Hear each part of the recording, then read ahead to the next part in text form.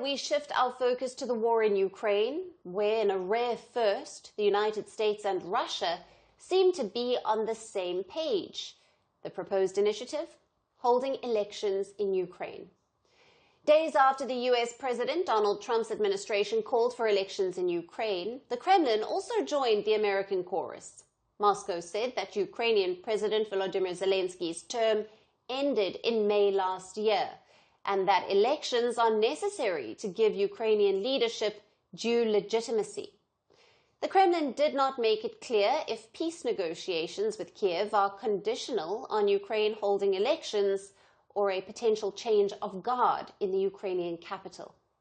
But in recent days, Russian President Vladimir Putin has cast doubts on pursuing peace talks with Kyiv, while Volodymyr Zelensky is still in power. Now, President Putin has called his Ukrainian counterpart's leadership illegitimate. The Russian leader has even claimed that Zelensky is not officially authorized to sign a potential peace deal with Russia. But essentially, if they want to proceed, there is a legal way to do it. Let the chairman of the Rada handle it in accordance with the Constitution. If there is a desire, we can resolve any legal issues. However, so far, we simply do not see such a desire.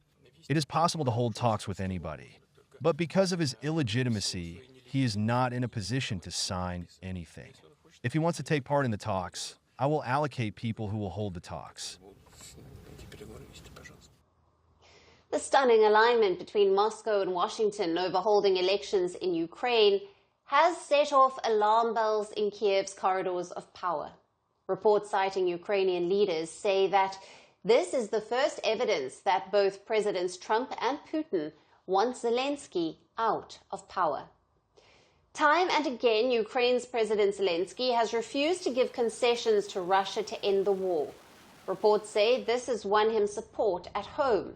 But at the same time, it has also made him unpopular among stakeholders working behind the scenes to end the war.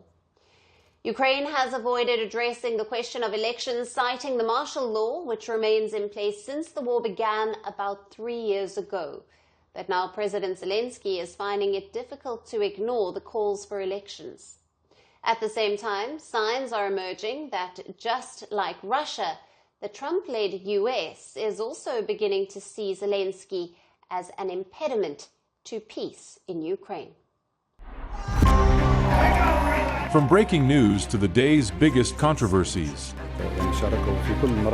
shedding light on the world's top headlines, detailed analysis on the stories that matter the most to you.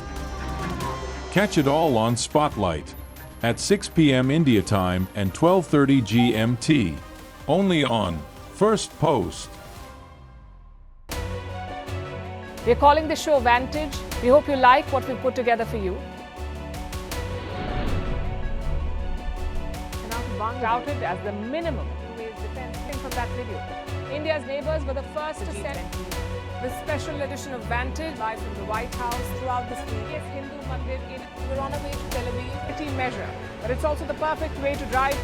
I don't think that Prime Minister of Bhutan, Sherin Tagwe. Welcome to 60% of the world's office. Prime Minister Modi did the iron. We were actually How are you doing? How do you like? It's been 1 year since that meeting. Iron bars separate you from the outside. Out the vote effort. Trump had, it says, and at $4.3 trillion. 4.3 300 billion by 2030.